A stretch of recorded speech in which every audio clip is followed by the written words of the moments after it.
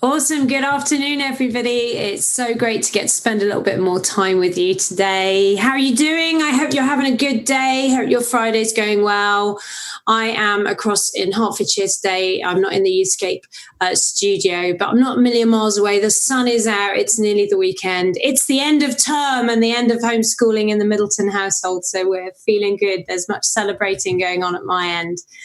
But we are here to talk about the challenges of this season and this new normal, as we call it. And just to say, if anybody's catching up today, checking in on the seminar, and you didn't catch my talk yesterday evening, do head over to the Youthscape YouTube later on and catch up with that, because there's some additional stuff which I might refer to today, which I said last night. So you're going to have to do a bit of a Back to the Future job and go back in time and watch that after this if you didn't already catch that last night. But what we're going to be talking about today is really the challenges of this next season, what I'm calling release and the new normal, as we come out of lockdown, which is easing. And actually, I've been reading the news today, looking at the media, and it's really quite split personality. It's like, which reality do you want to go with today? Either everything's all good and we're going back to normal, or it's like, how are we going to manage the second wave and the second peaks and all of this? So we are really split in this moment with what the next season is going to look like. And it's such an unusual time. How do we hold the tensions of where we are right now as we're coming out of lockdown, as we're heading into who knows what? For teenagers and young people in particular, because that's our heart here at this 24 hours conversation, is thinking, how do we support teenagers and young people in this moment? So they are in their school holidays now. Pretty much everybody will have broken up today or a bit earlier this week. But they're anticipating heading back to something in September. What's that going to look like? I, like many parents across the land, probably have had emails today from both my kids' schools with long lists of requirements for what September is going to look like and how that's going to work, including, interestingly, a reminder to get my son's haircut before he goes back to school, because that's probably a good thing to think about, seeing as he hasn't had it cut for the whole of lockdown. My son's school kind of strict on hair. Anyway, so this is an emotionally complex time. And what I want to talk to you about in this session really is just thinking about three things that we can do to manage this season, so that we can hold our own emotional reaction as well as possible, so that we can get through as well as possible. Because we support others better when we're doing better ourselves. And many of us, one of the biggest challenges of right now is that we are struggling ourselves, if we're honest, never mind the young people we're trying to support. So three things that we can do, but also three things that we can support and encourage other people around us to do, whether that's teenagers or our kids or other people who we're supporting in our churches, friends, home life, relatives, whatever that looks like for you. And really, there's lots of sets of three in this talk. So if you're following, bear with me, loads of threes. It just feels like the day of threes. And I think there are three main issues that we're dealing with right now at 3:00. See what I did there, as we're setting off at the beginning of this session. And number one, I think, really is about fatigue and burnout. And the honest answer is we've kind of had enough of this. I don't know about you, but if there ever was any novelty, it's definitely gone now. And I mean that not just jokingly. I think in spaces like the online world, Zoom, how we're doing these communications, online church, so many aspects of lockdown that maybe at first had this novelty value about them that kept us going, kept us interested, kept us stimulated, kept the adrenaline holding our attention and engaging us or the young people in those spaces. It's kind of going now.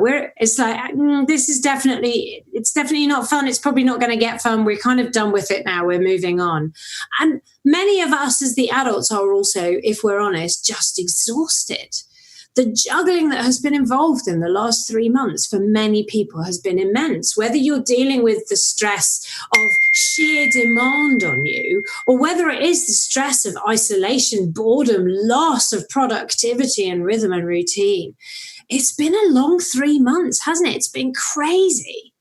And many of us are in a place right now where actually we've kind of had enough. And I'm speaking to a lot of adults, a lot of church leaders, a lot of youth leaders, a lot of other people, teachers, other professionals who honestly are pretty close to burnout. We've pushed the limits for those 3 months. And we're in a space now where we really do need to do something about our own fatigue levels. The second challenge that we've got in this season is the continued uncertainty and what I'm calling dissonance. Dissonance is a term from psychology when you're dealing with kind of two realities at once that clash, basically. And we have so many examples of dissonance in this season. Like I've just said, the media dissonance is everywhere. Which is it? Is everything fine or are we all doomed? Choose your reality. Which one do you want to go with today? When we go out into our towns or our villages, on the one hand, life looks pretty normal, but then something happens that really isn't. Have you had one of those moments? I ran into someone in town the other day who I've not seen for months, someone from our church. And for a moment, it felt so lovely. It's so normal. We were like, hey. And then, of course, we go for a hug and we both freeze because we can't do that, because it's not normal. So we've got these weird situations where two things are going on in the same time and space, and that causes some challenge for our brains and it triggers some tricky emotions. And then number 3 is our challenge of how do we process and work through what's happened? How do we pick things up again? And what does all of what's just happened, what does it mean for all those things? So what does it mean for our friendships, for the friendships that we have, the ones that we've managed to maintain through lockdown? Even more significantly, what about the people we've not seen through lockdown? How are those relationships going to move on into the next season? Are there key relationships here that are going to change, that are going to have been affected by this weird 3-month season that we've been through? Are there specific challenges for some groups of people in this time as we're doing that? Because, some of us are back to normal, but several of us aren't. So, for example, if you're part of a shielding family, there are bigger difficulties here, more difficult decisions about what does going back to normal look like when shielding officially ends. Does that mean to your friendships that you go back to totally normal, or are you going to maintain some distance, some precautions, some extra steps of safety for yourself? These things are much more difficult. There are other families, of course, as well, who recognize that they might hold higher risk, who have to make difficult decisions. Those who are from BAME backgrounds, those who are more vulnerable because of other things to do with their circumstances. How do we manage all of those things? And what about, of course, when some of those decisions are taken out of our hands? It's really interesting, having had this period where we were told to do nothing, that we are about to go into a season where we're actually told to do some things. So one of the biggest changes for our young people come September will be that they do not have a choice about going back to school. In this recent season, those who have been able to return to school, that has been a decision and a choice that they and their families or their guardians and parents or whoever it is who's at home with them can make. Come September, school will return to being compulsory. And that's an interesting place when you're juggling your own perception of risk and what that means for yourself. So there are these 3 things to consider as we think about the context of how do we do this season then? How do we sustain ourselves and the people we're supporting? Can we find a way not just to survive, but thrive? Remembering that this probably isn't now an acute crisis situation. This is, for a period of time, going to be what normal life is for a few months, maybe even longer into next year. We just don't know. So how do we live well through this season? What are the things that we need to bear in mind? So I'm going to talk about 3 things. So number 1 then is managing our long-term heightened stress level, and particular peaks of stress when they happen. And those of you who heard my talk last night, you'll have heard me talk about how the loss of our normal rhythm and routine has affected everybody's stress level, just how stressful it is to lose your normal pattern of life. So your mind is having to work harder.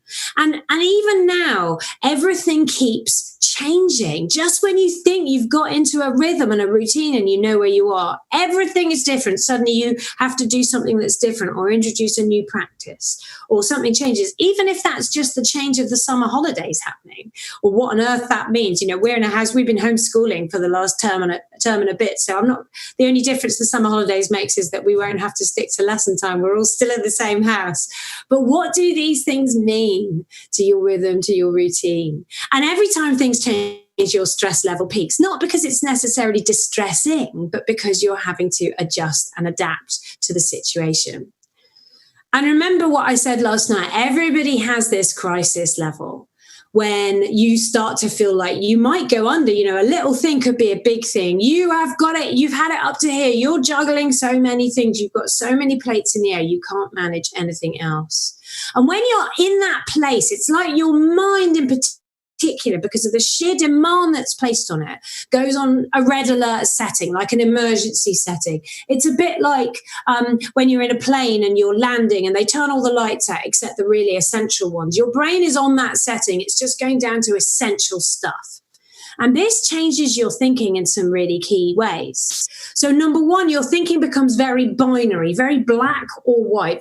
Your brain basically simplifies everything and tries to put as much of life in the world into one or other category as possible. So things are either good or they're bad, success or failure. Very clear-cut divisions. People are either on your side or they're against you. And so what that means is that when you're doing that thing of simplifying life, you're much more prone to acting, to reacting, to sometimes overreacting to situations, because your perceptions and the way that you respond to things are kind of skewed, and your brain's making all these shortcut decisions, and sometimes they're wrong. Everybody's brain is naturally biased towards the negative. And you can see if the only choice is your day is either good or bad, and any little negative means, well, it can't be good then, so it must be bad, life's going to feel a bit grim. So when we're in that stage, binary thinking can cause us problems. It causes conflict because it feels like everybody's against you, causes all sorts of challenge. Team that up with number two about how your thinking changes when you're in this hyper alert state is that you become hypersensitive. You know that thing when you're in the house at night and you think you hear a noise, is that a burglar? And suddenly your brain goes into this hypersensitive mode and you can hear every sound in your house, things you would normally never hear or never pay any attention to. And that's what happens when you're at this emotional point right on the edge of overwhelm, when your brain is on high alert, because it's constantly scanning the world around you for anything that might be a problem, the next drama, the next crisis, the next thing you're going to have to respond to. So you are hypersensitive. You're much more reactive, much more prickly. You know, things bug you that normally wouldn't bug you. Has anybody been like extra irritable recently? Everybody bugging you, everything bugging you? Let me just suggest one thing to you. Maybe it isn't that everybody in the world around you is more annoying and has been more annoying in the last 3 months. Maybe you're just on the edge of overwhelm and you've become more irritable because of the way that your mind is working. So we become more hypersensitive. Our brains become more hyperreactive. I talk a lot about how emotions are a bit like having a smoke alarm in your head. They go off when something significant might be going on. When you're in this state, it's a bit like having one of those smoke alarms that goes off every time you put the toast on. Your brain is just sounding the alarm all the time when it doesn't need to.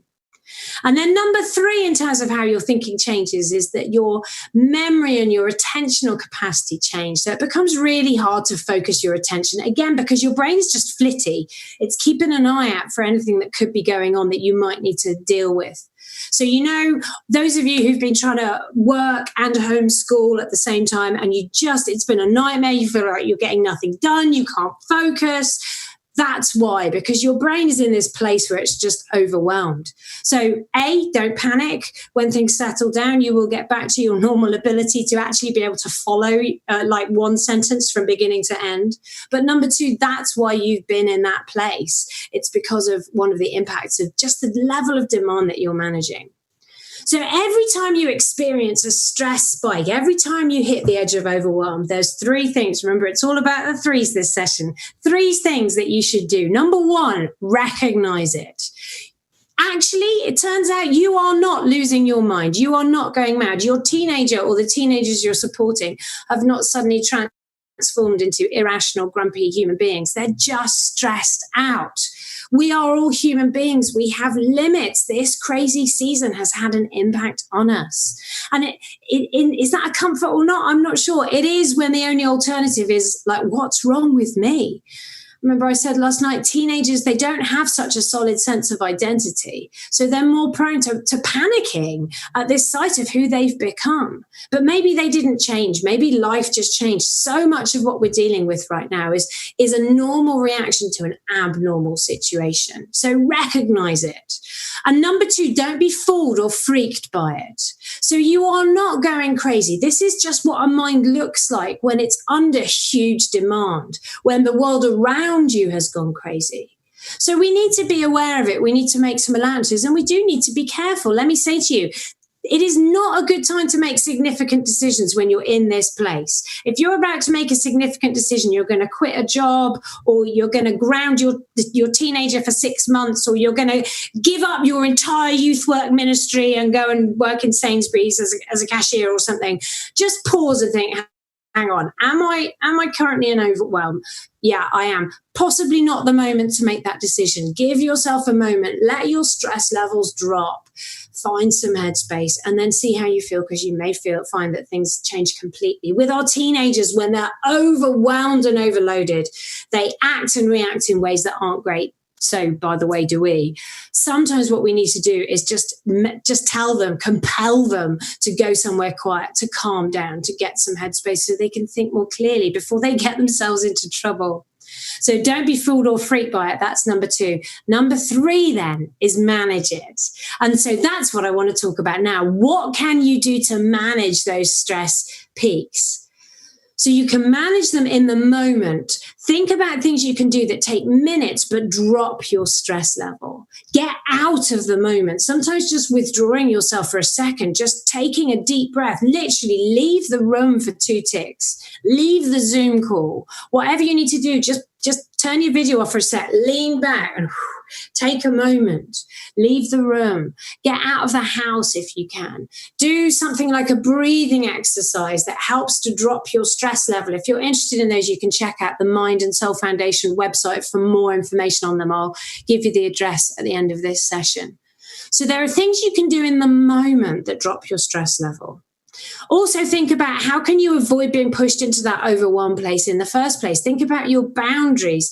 Is there some way that you can simplify your life? Can you shut the door when you're doing one thing so you're not juggling loads of things at once? Can you limit things like, or time limit your exposure to media, for example, at a time when it might trigger much more stress? Can you manage how many things you're being hit with in the moment? For teenagers too, one of the things teenagers love to do is multitask. They're often doing like 6 different things at once, but maybe in this moment they need to be more careful with that than normal, because the risk is they're already multitasking and their brains just won't manage that as well as normal. The risk is that they'll get pushed into overwhelm and then act or react badly to a situation, maybe chatting online with someone or on a Zoom call or whatever, and they'll make a mistake. So think about the things you can do in the short term, but think also about the longer term decisions, things you can do for your rhythm and your routine that are about managing stress. So what do you do in the average day or week that is relaxing? What works for you? Again, it's often about getting out of your space, getting headspace, getting away. But it's also about stopping. You know, when the Bible talks about how the commandment that is about Sabbath, one of the things that it says in the Old Testament is that in those moments, we just need to stop. So whatever it is that's placing demand on you now, it is about finding times and moments and spaces where that can stop, where you can get away from that. And that's an interesting conversation to have with teens and young people in this time. What are the demands on them? What are the stresses? What are the things that are pushing their stress level up? Remembering that stress isn't always distress. There may be things they're loving to do, but are actually quite demanding for their minds. So, for example, Zoom and many of these online media things are incredibly demanding for our brains. So they're not necessarily distressing, but they might be quite stressful. stressful. This is another reason why so many people are struggling to engage with Zoom in this time, because frankly, they're up to here already. You and I know that sometimes the idea of getting on a Zoom call with like 20 other people is just too much. And many of our teens are in that place too. So think about patterns and rhythms of relaxation and refueling. What works? Do we need to be creative? Do we need to try new things and learn about what works? And finally, sleep. Sleep routine is probably one of the most important things that we need to think about. We need to prioritize. So many teens and young people struggle with sleep even before we went into lockdown. From adults who I'm talking to throughout lockdown, sleep and issues with sleep are one of the top things that people are in touch with me about. Because when your brain is in that hyper alert overdrive place, it's really hard to switch off.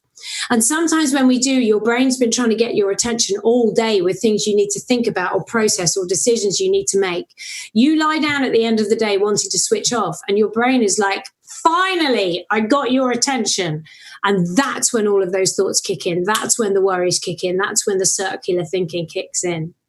So make sure that you're thinking about sleep. Do you have a good sleep routine that eases you into sleep, that helps you switch off? Think about things you can do to get worries and lists of jobs out of your head and onto paper. Sometimes just doing the job of sitting down before you go to bed and writing down everything that you're worrying about.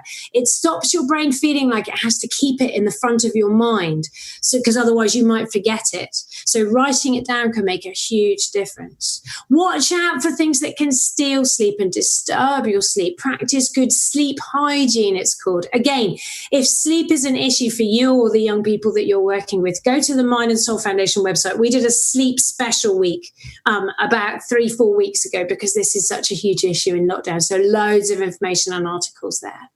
Most of all, though, just get enough time to sleep.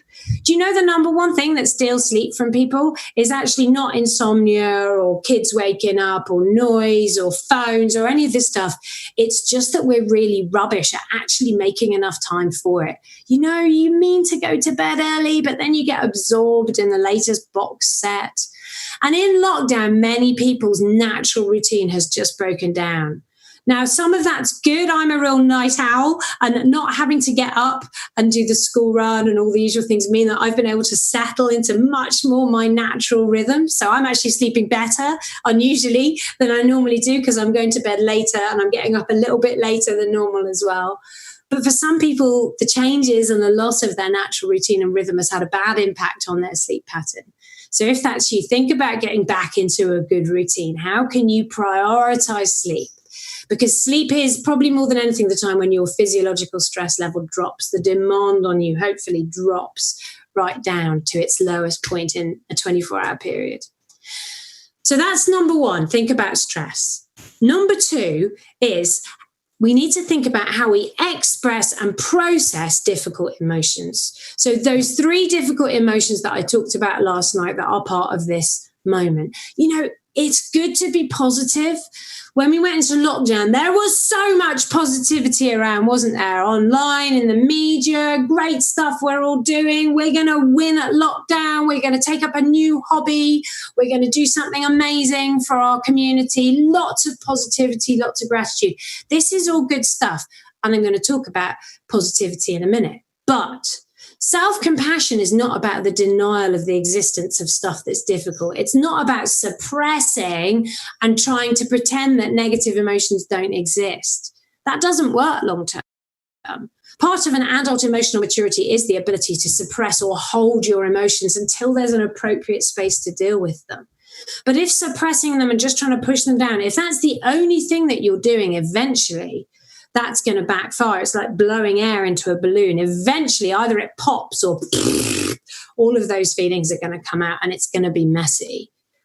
So what we need to do is think about how we're managing those 3 emotions. So number 1 was loss. Loss, such a difficult emotion, whether it is the loss of your routine, your job, a friendship, physical connection, the loss of security, the loss of your own sense of invulnerability. If you've perhaps been told you have to shield and you've had to face this question around, are you vulnerable? There's so much loss. particularly for those who have experienced the loss of bereavement, who are dealing with grief in the most difficult circumstances, unable to have the normal rituals and funerals, and to access the support and the love and the hugs and the closeness with family and extended family and friends that they normally would. And if you're dealing with loss and grief, and most of us are on some level, there's two things that you need to do. Two, not three. Disappointing, huh? Anyway, number one is expressing it. And who knew? Crying feels like such a pointless thing to do, but actually we're finding out more and more that crying has a purpose. Did you know that when you cry, your tears are full of some of the hormones that are part of your physiological stress response? It's like almost biologically, it's washing something out of you. Even theologically, we know that crying matters. When Jesus' friend Lazarus died, he went to Lazarus's house. Now we know, because we know the end of the story, he went there to raise him from the dead. Now he gets there and he's encountered by this wall of people grieving and crying. And our human rationality would say that if we were Jesus, we'd be like, no problem, I've got it all covered. You can all stop crying, blow your nose, I'm off to sort it out. But no, Jesus does something really weird if you think about it. He pauses and he weeps. Why? It must be that there is something important about crying, about allowing yourself to express that moment of sadness, of loss, the community aspect of that, where it's possible for us to do that with people, with friends, with other people sharing that moment. So don't fight your reaction. Everybody's reaction to loss and grief is different, and it changes even from the moment. And it can involve almost any emotion. But finding ways to express those things is very important. And then number two is about processing as well. Literally, grief and loss are about a need to restructure your mind. Something that was vital is gone. It's no longer there. Something has changed. That requires work. It's stressful. It's tiring. So dealing with loss requires thinking spaces, talking spaces, and of course, just time. So that's loss. Number two is about anxiety, this vital emotion that's designed to warn you that something significant is going on, something negative might be about to happen. And in this season, when we're dealing with risk, we will experience anxiety spikes. We spent 3 months learning one very simple thing: stay at home, stay safe, stay at home, stay safe. And we linked that in your mind. Literally, you have connected those two concepts. So the minute you start going out, the minute you start doing things, you start going back to school or to work, you will experience anxiety.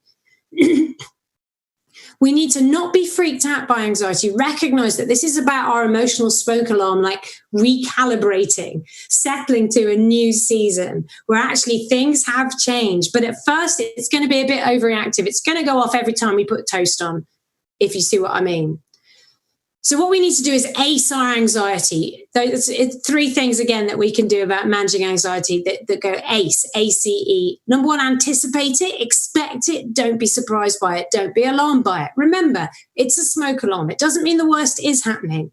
It means you need to check it out just in case. But in this season, it will quite often be a false alarm. Number 2 is C, challenge yourself. Challenge yourself with things that you know might make you anxious. You know, in this season, there's a bunch of stuff we haven't done for 3 months. That's actually part of normal life. And let me tell you, it feels weird. I drove across to Youthscape last night. I went out of the house. I drove out of my town. It was wild. I haven't done that for 3 months. Felt a little bit weird. Seeing people can feel a bit weird. Going back to school may feel quite weird for a lot of our teens and young people. What we can do is we can create opportunities to challenge that so that we've got time for those anxiety spikes to settle down before we're in a circumstance where there's pressure, where we have to do it. So for some teens for whom going back to school might be particularly anxiety provoking, can they break that down? And are there aspects of that they can do in the summer holidays? Silly things. Have you walked past school in the last 3 months? Maybe some of our teens will need to do that. Just do the walk to school, stand outside the gate, look in, just take a moment for that anxiety level to settle and think, oh yeah, actually this is okay. I used to do this all the time. Are there people they've not seen, friendship groups, things like that? Can they arrange meetups so that when they go back to school, they're not dealing with everything that's new all at once? We can think about all of the steps that will be involved in the big step that we're trying to take. And we can think about how we can challenge ourselves. Because E in the ACE your anxiety approach is edge forwards. So the mistake people make with anxiety is they try and do it all in one step and just jump straight in. But if you can break down the challenge with yourself or with your young people and think, what's the smallest next step I can do?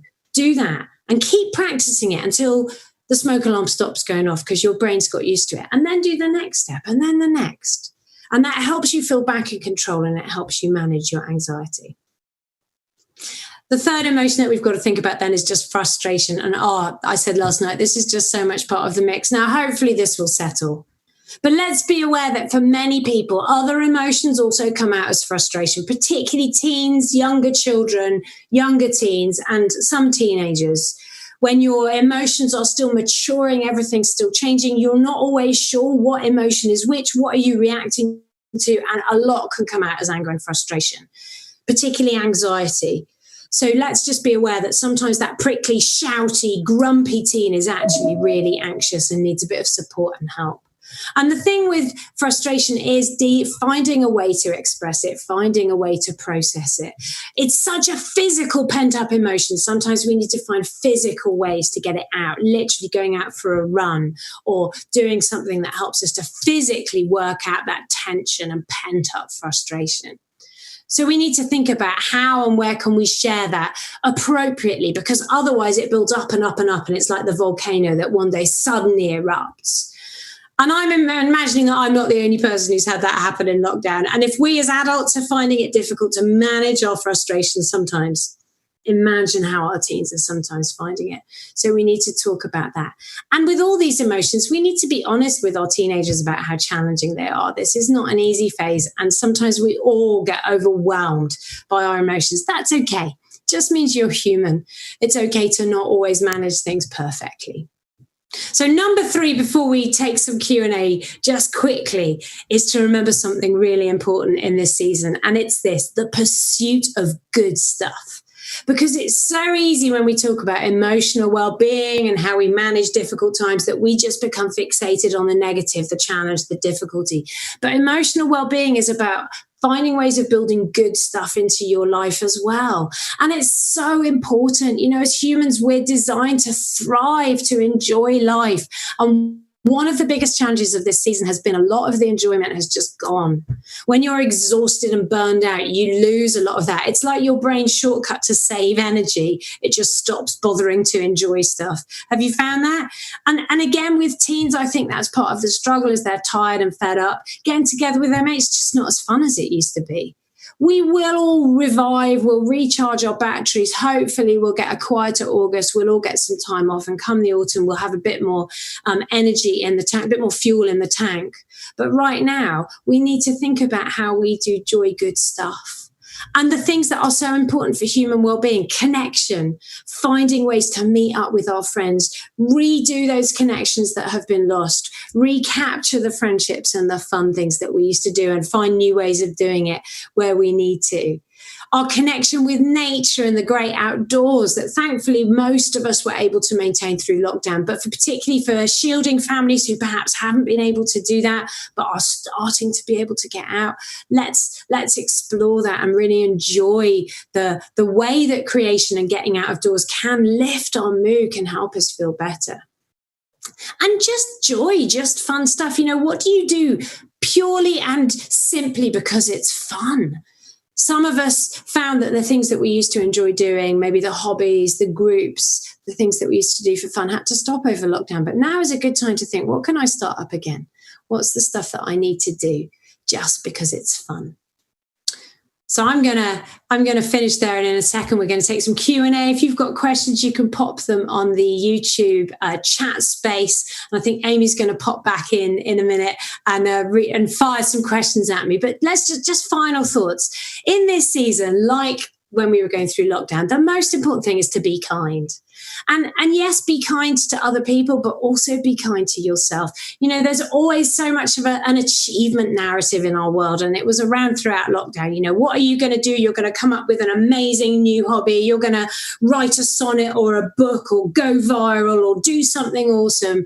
And a lot of people are struggling with the fact that they just feel like they didn't really achieve much. But actually, getting through and coming out with your sanity intact at the other end is a really big win. And for some people, just surviving and getting through this season has been amazing. So let's be kind to ourselves, but also be kind to other people. Let's take time to connect with other people, but also with ourselves, with what we're thinking, with what we're feeling. Let's recognize we have limits, and that's okay. You don't have to be superhuman in this season. And we can all share and enjoy the fact that we are human together, support one another, and get through this just like we got through the last thing together. Okay, Amy, are you with me? I'm hoping I might hear a disembodied voice soon with some questions. There she is. Hey, Amy. How are you doing? I am good. I can't see you, but I can hear you. Do you have some questions? Yes, I do have some questions. Awesome. Okay. Hit me with them. All right. So this one's from Joe, and he says, what advice would you give on helping to work through the emotional toll and impacts on decision-making, etc., as a team or organisation? So from youth workers' point of view, I think this one. Awesome. So actually, I can genuinely recommend to you the resource that Youthscape have put together for this event, because what that does is gives you a series of reflective exercises you can go through as a team. What you need is time and space. And in that time and space, time to do two things. Number one, time to just stop, pause, drop your stress level, connect with yourself. What are you thinking? What are you feeling? What's going on? A bit like we've been doing in this 24 hours. But then the second thing, to process, to ponder, to reflect. And those exercises in that resource are absolutely designed to help you and your team do that. So if you haven't already, go to youthscape.co.uk/now what, and you can download that there. I would massively recommend looking at it, maybe not going through all the exercises, but picking a few out and going through them together. Thanks, Kate. Okay, so this next one is from Tim. And he says, young people who disengaged from education early on in lockdown will have been without structure and purpose for 6 months now. Might this lead to serious behavioural challenges at the end of the summer holidays?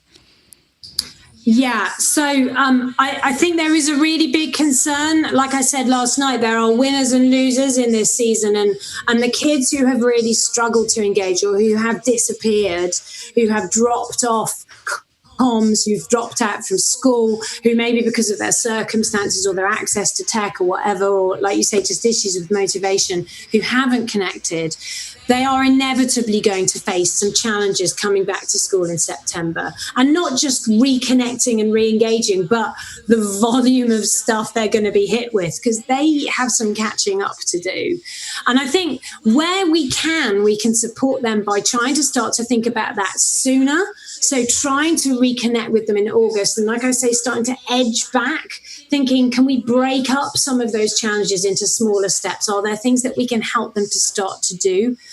Teenagers don't think very far ahead. They're one of the brain developmental changes that doesn't kick into really the far end of adolescence, and even as far as your early 20s, is the ability to link stuff that's happening now with an impact that's further on down the line. So a teenager at the beginning of August isn't going to think, well, September's going to be a nightmare if I don't do something about where I'm at with maths. They're just going to think, well, it's August, I'm going to hang out.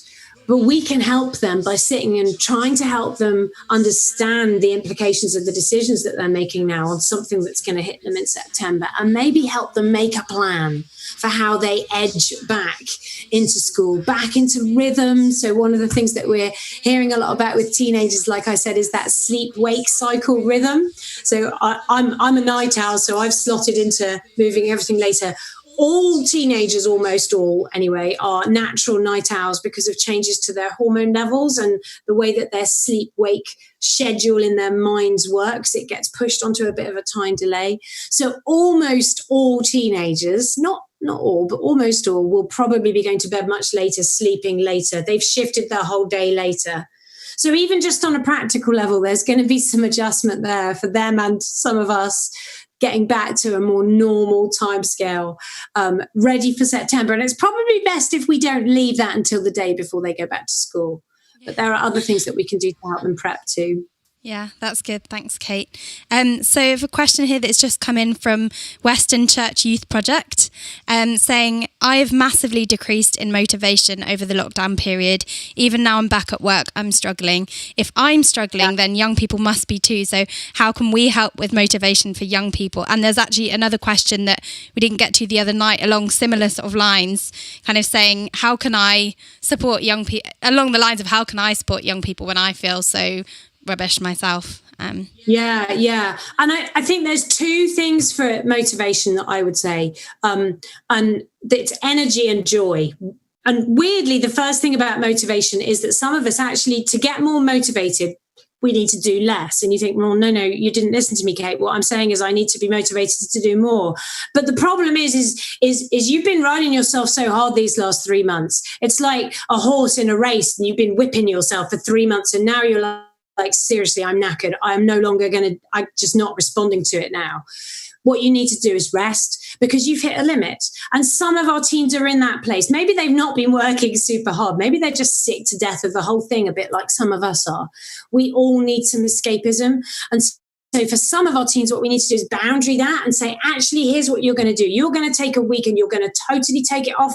No one's going to nag you. You're going to get some proper space, no schoolwork, no emails, no phone calls from people having a go at you. And you're going to really chill out because when you come back, then what we're going to do is work on some of this stuff. Some of us as adults, we need to take a holiday. We need to take a break. Think about it. How can you do that? Can you get away? What's that going to look like? I know there's loads going on. Loads of people need you. But you need to take a break. So that's the first thing. And the second thing is joy, because we lose motivation because we lost the buzz. We stopped getting any payoff from the things that we were trying to do. But life has moved on a bit. And some of the things that we lost at the beginning of lockdown, we can actually start to get back now.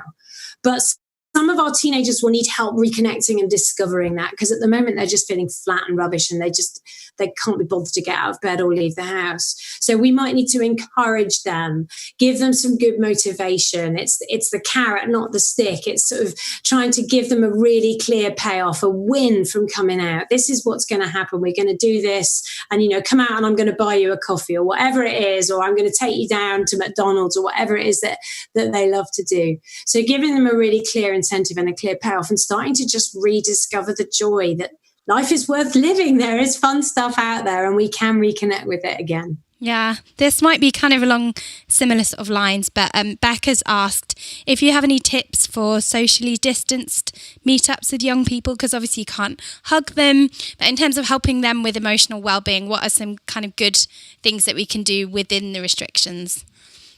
Yeah, I think the interesting thing there is remembering that it is just about connection.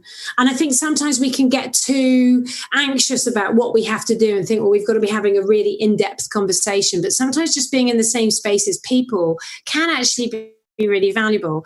So I would think about things you could do that are pretty casual, pretty chill, but you're in the same space. So I've been watching my daughter and her mates, which I thought was genius, playing cards, which with appropriate use of hand sanitizer and all of that is actually really good for distance because they sit opposite each other and they're holding their own cards. They play various card games, or some of the games you can play that you can do like that in a relatively distant way because they're just hanging out, they're having fun together. My son, meanwhile, he and his mates, they shoot hoops because they kick a ball from one to the other. And again, using sanitizer, doing all the necessary things to do to make sure that you're staying safe. But there are some good things that you could do that are just about hanging out. And I think releasing the pressure is really important. There's so much talk of mental health. What we can feel like is, gosh, we've got to get these teenagers in for some kind of intense therapeutic session. But remember that for some of your teens, the best thing you could do for them right now is just remind them how to have fun, have a laugh, go buy them an ice cream, do something that is fun, just purely for the fun of it. And that could be the most valuable thing that you can do for them right now. Yeah. Thanks, Kate. One, I guess, just to sort of wrap up, a few people have asked questions, I guess, maybe about young people that they're worried about in particular who are struggling with with anxiety and have mental health problems anyway. Is there any kind of resources or things you want to point them towards just as we wrap up here, or something that could be helpful for the ones that are particularly mental health is a really big problem for them and maybe already has been? Yeah, I mean, the main thing I would say, I think there, aside from good resources, is to remember that where young people are struggling, that connecting with mental health services, with CAMS, child and adolescent mental health services, is really important. Or just if they've not done that before, talking to a GP, getting appropriate advice. That's important. And one of the concerns that we had during lockdown is that people didn't do that because obviously they were afraid, or they felt like maybe they shouldn't, maybe those people were super busy. But your professional support services in those sectors, they're still out there, and they're very keen to connect with the young people who need to be connected with them. So where you can support them to do that, where they need to do. So that's the first thing. In terms of resources, I would encourage you to check out the Mind and Soul Foundation site. Amy, I don't know if someone can stick the URL on the YouTube chat. It's Mind and Soul Foundation, all as one word, .org. So that's a good place to go. From September the 1st as well, we're going to be launching this new youth resource that is all about emotional well-being called Headstrong, and that will be beheadstrong.uk. So from the 1st of September, that will be out there. If you're a youth worker, though, and you're interested in that, if you want to get involved, if you have young people who might want to get involved, you can go and check out that URL now, but it's not fully launched yet. In particular, if you go to beheadstrong.uk/get-involved, you'll find some information there about how you can get involved with that whole project and supporting young people and their mental health. But the Mind and Soul Foundation does have loads of links, resources. We've got a bunch of articles and teaching that are related to the challenges of coronavirus, looking at all age groups as well, and also signpointing to other great resources and places you can find help and advice. Thank you so much, Kate. Thanks for your time. And thank you all for your questions. Thanks, everyone. Have a great rest of the day.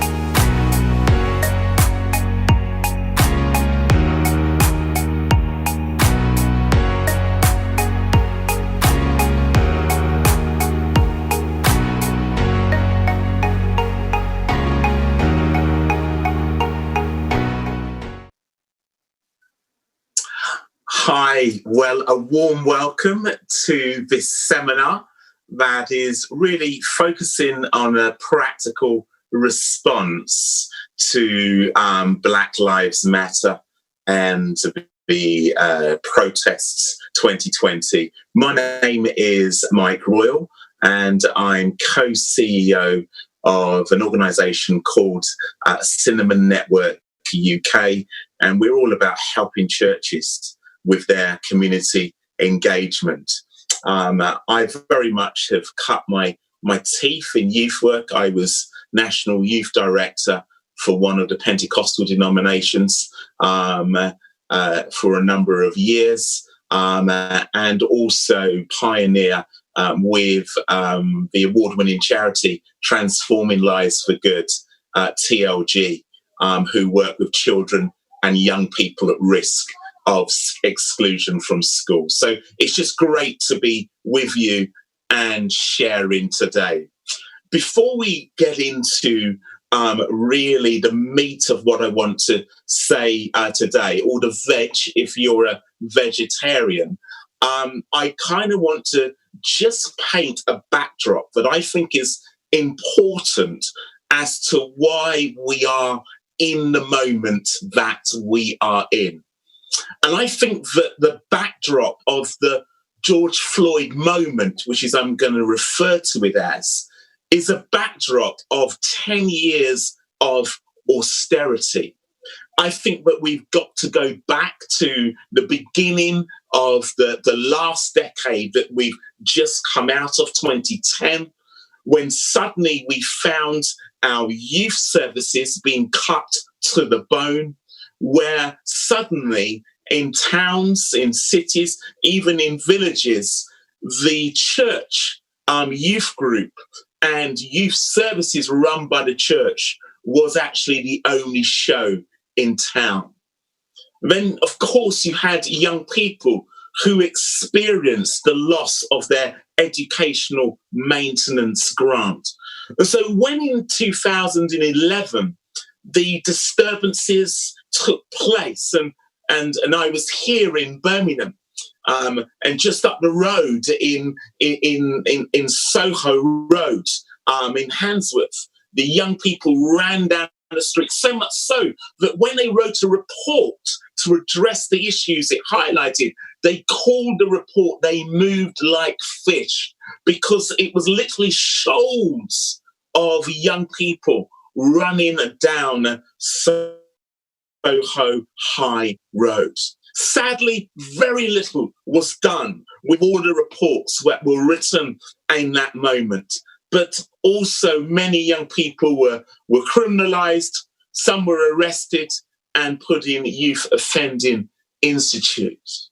We move into the middle of the decade and we began to hear this phrase being used about young people, but somehow they're the snowflake generation, that they're the entitled generation. And I don't know about you, but I've always pushed back on that. And then all of a sudden, the whole climate change agenda really gathers pace. And there is actually a feeling amongst young people, this is something that we must stand up for. We must not allow the planet to be destroyed on our watch. And it's been really heartening and really encouraging to see so many Christian young people getting involved in that. So we come to lockdown, and remembering all that I've said before, suddenly young people are no longer able to go to school and to see their friends. Church youth group has stopped. Those who are taking exams can no longer take their exams. And as the unemployment statistics grow, actually young people are realizing that their job prospects are really limited. And on top of that, there are all the mental health challenges and well-being challenges of being in lockdown. And so young people are at home, and then suddenly on social media, on the TV, they see George Floyd being knelt on by a police officer paid to protect the community, and his life snuffed out as his neck was knelt on for 8 minutes and 46 seconds. Young people are outraged, and they are saying, we've got to do something about it. And that point comes towards the beginning where lockdown begins to be eased. But suddenly, young people are out on the street, and there is a movement that they can get behind. And that movement, of course, is Black Lives Matter. I was really struck one morning when I was driving to the alternative provision, the TLG alternative provision that my church runs in South Birmingham. I was driving through Moseley Village, quite a middle-class community. And as I was driving, there was a young girl. She couldn't have been more than about 11 years old. She was walking on the street on her own. She had a placard on her front and on her back that said Black Lives Matter. She wasn't black. She wasn't brown. She was a white girl, blonde hair, blue eyes. She was on her own, but she was one of that generation that was saying, I will not be silenced. I want to say that I've been on a number of protests. I've led Christian protest in London, in Parliament Square, a couple of weeks ago. And we marched past number 10 and all the way to Trafalgar Square with great drummers from YWAM. But I want to say that I've been to a number of the Black Lives Matter protests here in Birmingham. And I've been struck by how many young people have been out on the streets. Black young people, Asian young people, white young people from all different backgrounds coming together and actually saying, hey, enough is enough. And so I think that all the stuff that I talked about earlier has come together in this moment. And suddenly young people have found their voice. And I don't know about you, but I stood in Centenary Square in Birmingham, outside our new library, with 4,000 people, most of whom were young. And I just thought, wow, what a moment to be here. And it was just great for me to stand with younger people, with the millennial generation, and say, listen, we are here, we're standing with you, we are cheering you on, because actually on this issue, where others have remained silent, where the older generation has remained silent, you are leading the way. So in this moment, young people are absolutely all over this. There's absolutely no doubt about that. But I would ask us as leaders, where are we? I can tell you now that as a Black person, my experience of seeing the death of George Floyd has left me traumatized. And I've moved from trauma to being furious, to anger, and then a steely determination. But actually, I would be active and I would be seeking to do something about what was going on in the moment. And I want to say that in this moment, it's really important that we don't shy away. It's really important that we don't bury our head in the sand. It's really important that we don't walk by on the other side. But actually, we say to ourselves, I really need to engage.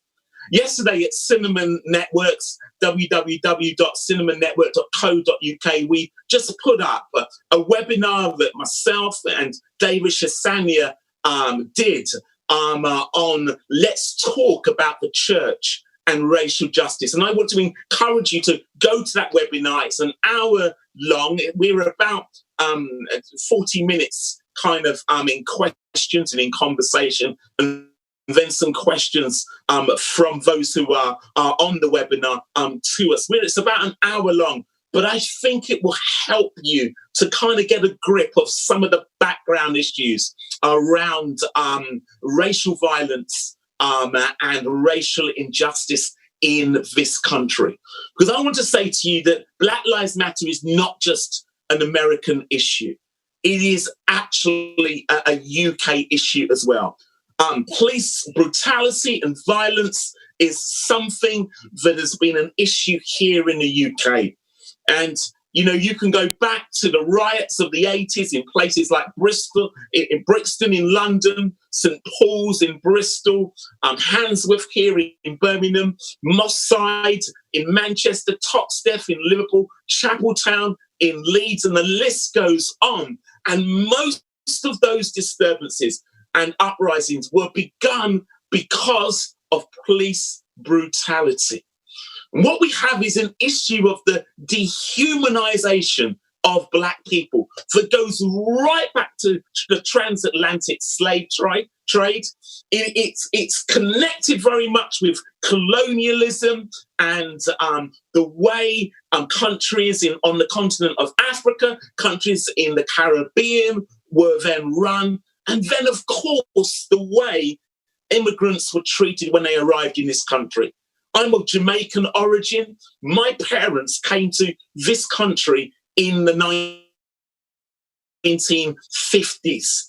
And they were met as they arrived and looked for housing with placards on the windows that said, no blacks, no dogs, and no Irish.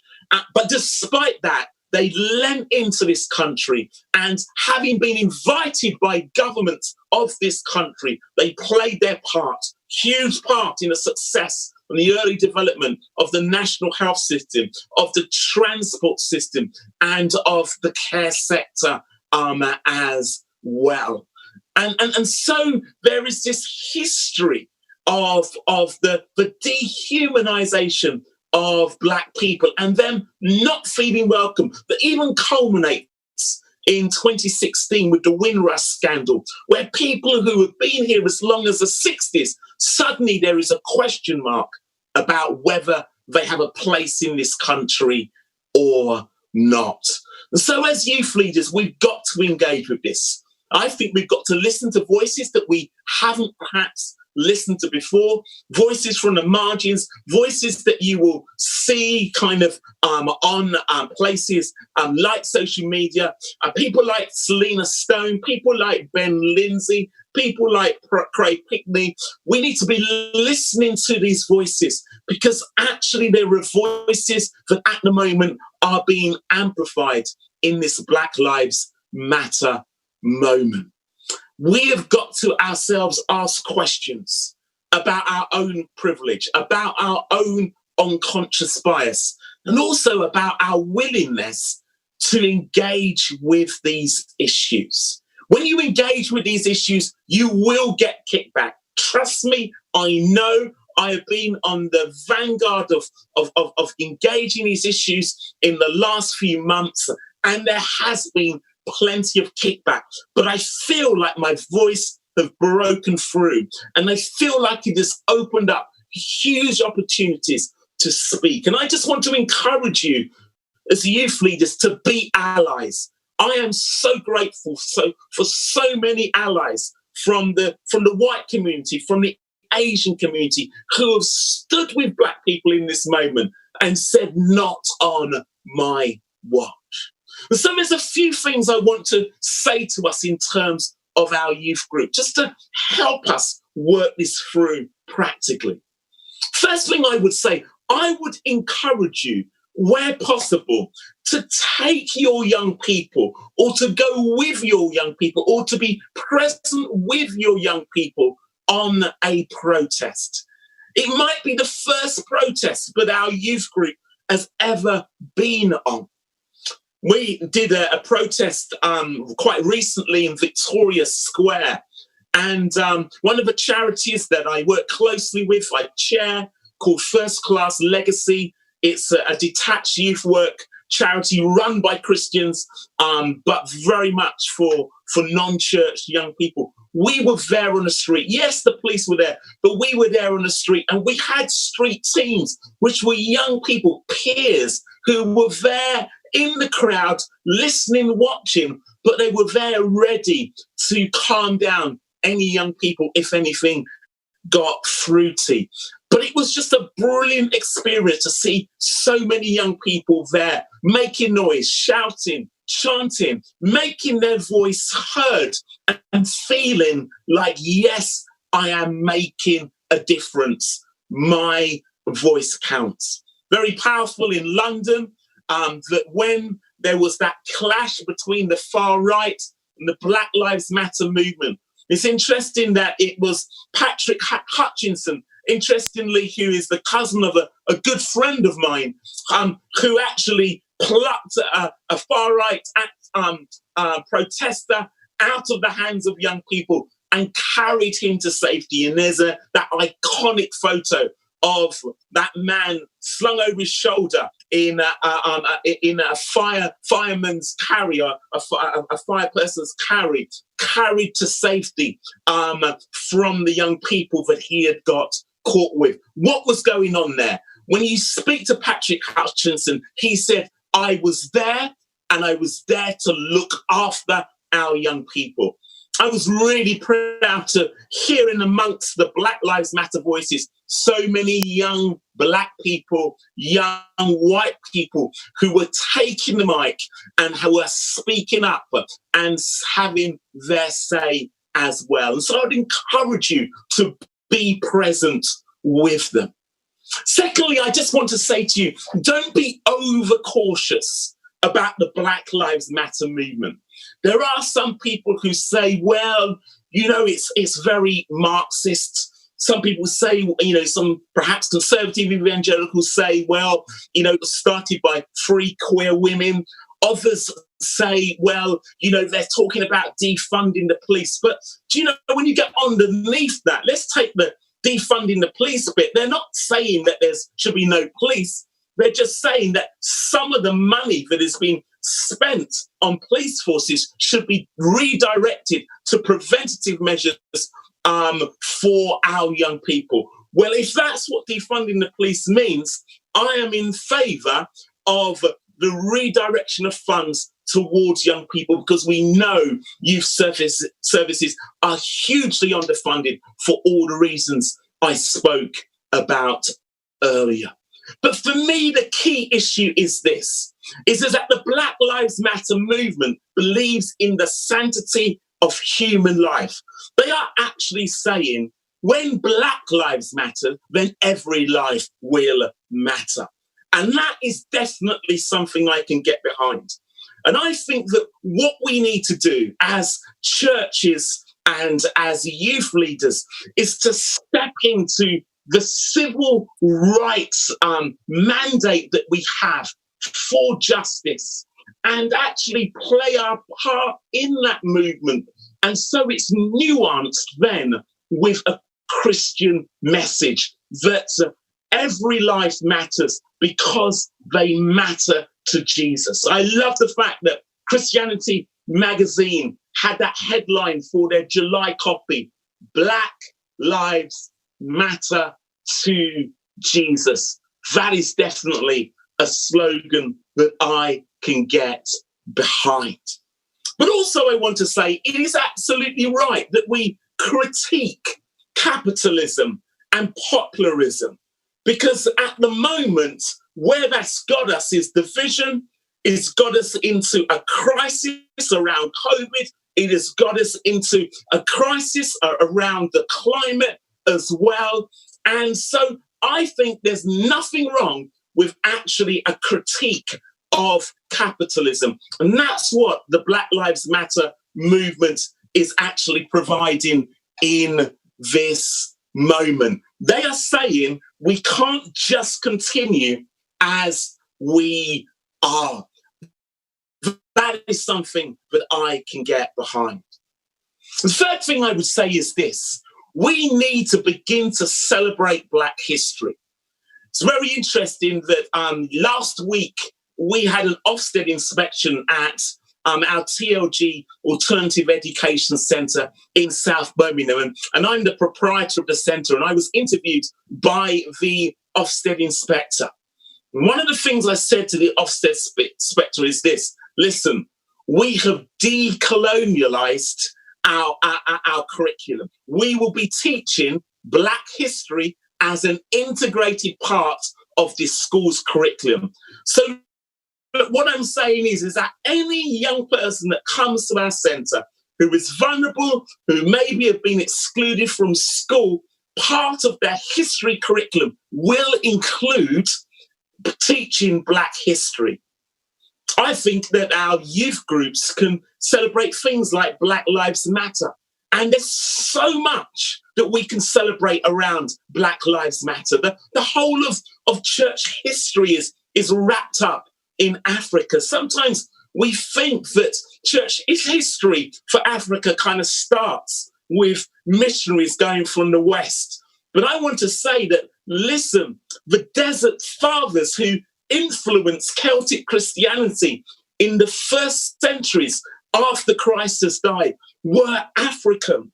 When we talk about the Desert Fathers, we are talking about Africans who actually influenced Christianity in this country. And so in 400 AD, Ethiopia declares itself a Christian country 300 years before this country was declared anything like Christian. This history of Christianity is also Black history.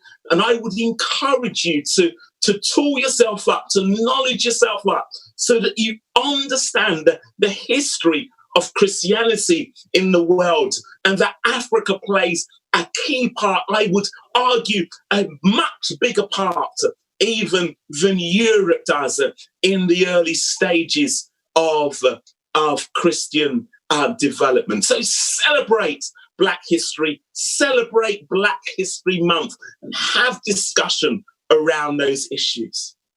Next thing I would say is this: decolonize your imagery and your iconography. So the pictures that you use, the images that you use to advertise, make sure that they're not of a Jesus with blonde hair and blue eyes, because that is not an accurate description or depiction of what Jesus looked like.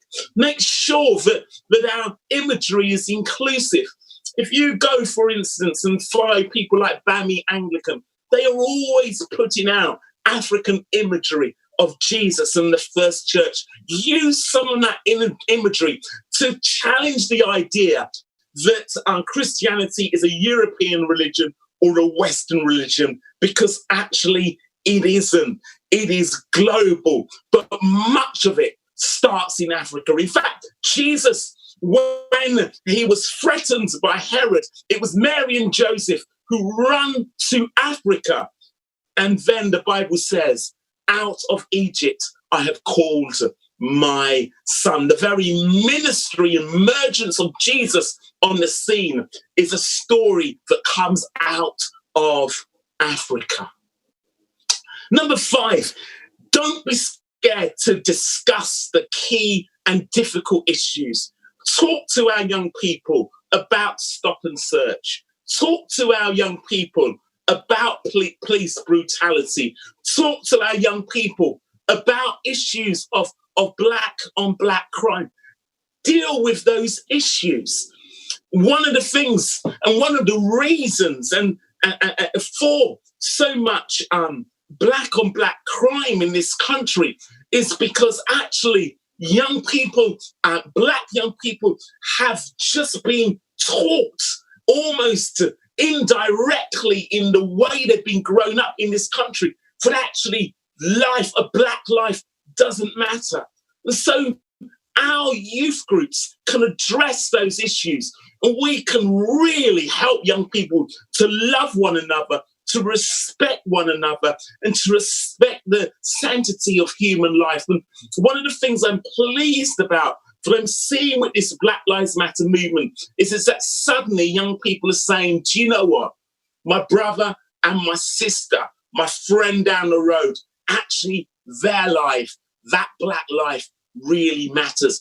And most importantly, my life matters too. Because if we can love ourselves, then we can love our brother and sisters. So I'd encourage you to really deal with those issues as well. And then be deliberate about bringing to the fore Black youth leaders, Black peer youth leaders. I think about one of my own youth groups that I led over the years, and one of the young people who has come out of that youth group here in Birmingham, and that is Selena Stone. She is now a lecturer with St. Mellitus College, brilliant mind, doing her PhD, one of the key Black theologians in this country. But when I look at her development from an ordinary Pentecostal local church with about 300 people in, I look at her and I think, wow, she was a peer leader. I remember her taking Bible classes and cell groups, youth cell groups with her peers. And from there, she has grown and she has developed and is now a key voice that we need to listen to in this moment. Thank God that the church at that time invested in her, believed in her, and gave her the exposure she needed to develop as a leader. And now she is shining in her own right. I want to encourage you to do the same, because you never know who the next great leaders of this nation, the next great Christian leaders, the next great Christian pastors will be. Let's do that with the young people in our youth group. And then finally, I kind of want to say this, that the George Floyd moment is what I would describe as a teachable moment. And we have got to see these teachable moments as moments where we can have conversations with young people that ordinarily we wouldn't be able to have. And for that, we need to be prophetic people. We need to be listening to God in these moments. And when these moments come, we need to be able to respond so that we say, do you know what, God, what are you saying in this moment? And how do I journey with our young people in this moment so that they become more rounded and more developed people as a result of the way I, as a youth leader, have engaged with them? I just want to encourage you. I want to bless you and thank you for all that you've been doing to support young people, particularly in this challenging lockdown moment time. Thank you so much. Thank you for listening. And there will now be an opportunity for questions. Just finally to say, if you want to listen to that webinar, it's www.cinnamonnetwork.co.uk, and the webinar is Let's Talk About the Church and Racial Justice. I think you'll find it really illuminating and really interesting. Thank you for listening. And I think Amy now is going to help me to take some questions. Thank you so much, Mike. That was amazing. The first question I have for you is, someone has asked, I tried to challenge my family about Black Lives Matters a few weeks ago to be met with pushback. I didn't know enough to challenge back in love, so I'm now educating myself on racism. Do you have any advice on how people can educate themselves on being anti-racist and what they can do in order to with their family? Yeah, no, that's great. And so I think that there is some stuff we can read.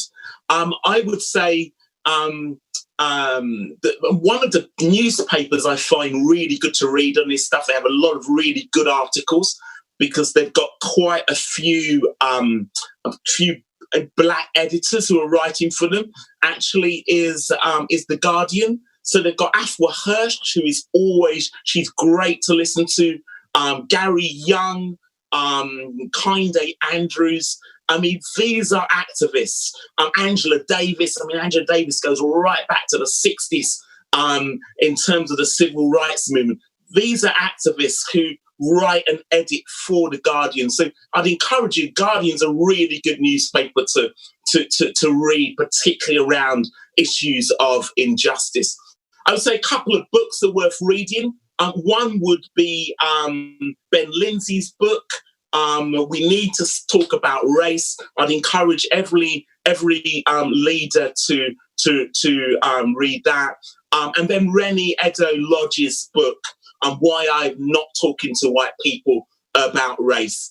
And I would encourage you to read that book as well. So, yeah, and then follow some people kind of on Twitter, on social media, who are actually speaking about that. I do that myself. There are a number of people that I'm following to help to continue to educate myself. And I'm a Black theologian. I studied that as a master's in university, but even now I'm educating and re-educating myself. So a big encouragement and thumbs up to that person. And don't be despaired if people push back. There will be another opportunity to broach the subject, go in there again, and over time, people actually will begin to listen. That's brilliant. Thank you. Second question, what advice would you give for those who are working in a predominantly white middle class setting where the young people are keen to learn but aren't sure where to begin? Yeah, and so I gave the example of that girl, walking on the street,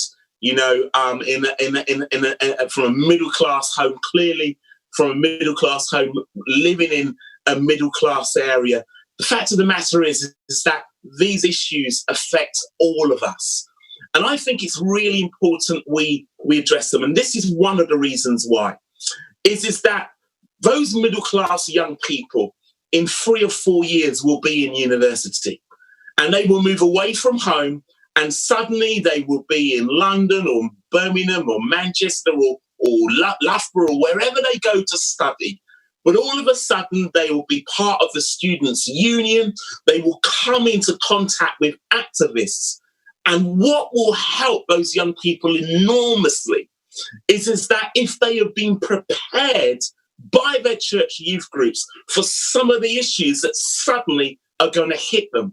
And I think one of the reasons why young people end up drifting away from the church is because they get to university. Suddenly, they're involved in debates and conversation about huge issues. And I think to myself, well, my church never talked to me about this. Well, perhaps my church had their head in the sand. And so they drift away from the church. And then we sit there and wring our hands and wonder why. Even in middle-class white setting, it's really important we address this. And for a second reason is that one of the things we need to do, and that middle-class white people need to do, is they need to understand their whiteness. I understand my blackness and what that means. I understand my maleness and the fact that actually being a male means that I need to be sensitive to women, and I need to make sure that my disposition is one of empowering women, and that I need to listen to women's voices when they tell me, actually, that wasn't helpful what you said there. And I need to do that because actually I'm educating myself. And in educating myself, I'm then able to educate the young people around me. So it's really important as middle-class white people that we are understanding our privilege, that we're using it for good, that we are understanding whiteness and what that means, that we're not weaponizing our privilege, but rather we are becoming allies with the Black community to make a difference. That's brilliant. Thank you so much. Another question is, as a white church leader, how can I talk and support my Black and brown youth about everything that's going on, considering I don't directly understand what they are going through? Yeah, it's a great question. And I would just say, be a listening ear. But most of all, what you need to do is create a safe space where they can just say what they want and they won't be judged for it. And I think if you create that space and you have a listening and caring position, that is so powerful. I will say this, is that our black and brown young people need a lot of pastoral care because they are traumatized by this. Because what it's done is it brings back all the trauma of microaggression that black people experience on a daily basis, whether they walk into a shop and they're being followed around by a security guard because someone thinks they're going to nick something, or they go into another shop and they get second-class service for all different reasons. That microaggression they're experiencing on a daily basis. So actually having a safe place where they can share about that experience and where they have someone that will pastor them and care for them through that is really, really important. So that would be my encouragement. That's great. Thank you. I think we've got one more question. 1 second, Mike, sorry. So when it comes to being an ally, I'm reading and I'm educating. However, I want to do some more things that are practical, but I feel that I'm at the start of my journey. Is there any advice on things that I can do right now so I don't get things wrong or make mistakes if I want to actively be an ally? Yeah, so I mean, the first thing I would say is that we will all make mistakes, along the way. Sometimes we'll get our language wrong, and language is important. Sometimes we might say the wrong thing and it might offend. And my encouragement is that don't let that put you off to sort of lean into a subject so you can really kind of understand. But what I would say is this is that particularly around protesting, I think that to be out there on the street is really, really powerful.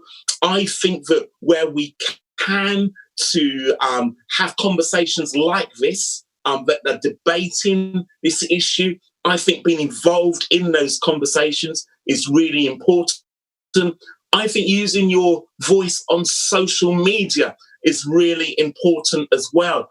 And you will suddenly find that a lot of people will begin to follow you because they say, wow, well, this person actually has something to say. And so, it's something that we develop more and more confidence kind of in over time. And then we suddenly find people whose voice resonates with us, and we're able to learn from them. And as that continues, actually our confidence grows, and actually we're able to speak more intelligently into the situation. The other thing I would just say is this, is that what we really need to do is to reread the Bible. So much of the Bible is about justice. Oftentimes we have kind of allowed the Bible to become this book that's just about Jesus and me and my relationship with Jesus. But I want to say to you that the Bible is all about justice. If you look at the Old Testament prophets, most of what they were doing was not telling the future. Most of what they were doing was speaking about injustice and speaking to power. And so I want to encourage you to reread the Bible through the lens of justice.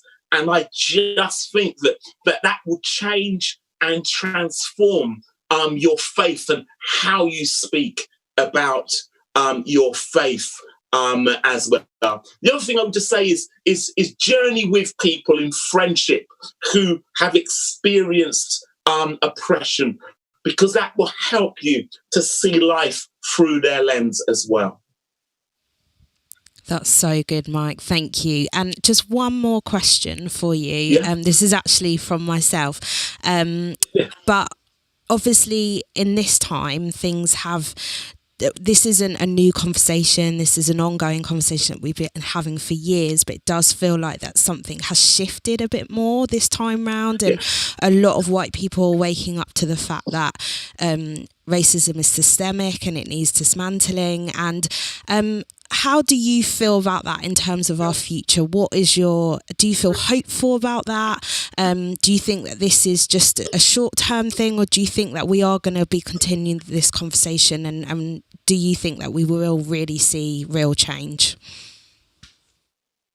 I was speaking, thank you, it's a great question. I was speaking to my trustees this week, and I was just sharing with them some of the different platforms that I was speaking on. And I said to them that this was the most important moment since 1968. And 1968 was the year that Martin Luther King was shot. I think that in terms of racial justice globally, this is the most important point since then. And so I don't think this is just a flash in the pan. Yes, the protests will die down, but what I want to say is that there is now no doubt, unless you are deliberately racist or just simply burying your head in the sand, COVID has shown us that racial injustice is endemic in society. The fact that the first 10 doctors who died of COVID-19 were Black tells you everything you need to know. There is a reason for that, and that you are 4 times more likely to die from COVID than if you're from a BAME community than if you're from a white community. And that is because of layers of injustice around the health system, around education, around housing, and other indices. So racial injustice, there is no doubt about. The empirical evidence is there. I think the important thing is to keep the issue on the agenda. And actually what I'd say to people is this, is that tension keeps the issue on the agenda. Martin Luther King said this: true peace is not the absence of tension, it's the presence of justice. And actually, I welcome the tension because it is the tension and debate that keeps the issue bubbling and keeps it in consciousness. And I think right now where we are, we've moved from discussing George Floyd and the immediacy of that. We've now moved into a stage of action where actually there are churches and there are denominations and there are Christian organizations that are actually auditing themselves. And they are asking themselves the question, is this an organization? Is this a movement? Is this a church and a congregation where Black young people and Black people generally can thrive? And if it's not, then how do we make it become like that? And I can tell you a lot of that work is going on in the background. But also suddenly there are conversations that are happening now that have never happened before. Conversations around reparations, where actually there are institutions who are saying, we are going to pay back. You think of, is it Glasgow University, who have set aside millions of pounds to reinvest in the Black community, recognizing that some of their success was built on the back of slavery. And there are other institutions now who are standing up and saying, yes, we need to change. So this is a huge moment. I think it's also a moment where as a nation we are confronting our own history. I think the pulling down of the Edward Coulson's statue in Bristol is an example of that. And I know that the Black Lives Matter protester, Jen Reid, there was a statue put up of her briefly for 24 hours before that was taken down. But what's happening there? It's being contested. History is being contested. And Black people are saying, no, you should not honour a man who shipped 84,000 slaves from Africa, 19,000 of which perished at sea. I welcome the debate. I welcome the audit of organisations. I welcome white people beginning to examine their whiteness and whether it's something that they're going to weaponise or whether it's going to be something that they're going to use as an ally. And I also welcome the fact that actually we are leaning into this issue so much more. So that would just be my encouragement. That is so great. Thank you so much, Mike. And thank you for your time. We do really appreciate it, because we know that as you speak, it brings back trauma. It's traumatic experiences for Black and brown people to talk about this. So thank you for educating us. And we hear you. We're learning, we're educating, and we want to actively be allies, especially in the church. So thank you, Mike. We really, really appreciate it. Amy, thank you so much for this opportunity. Thank you, and God bless you.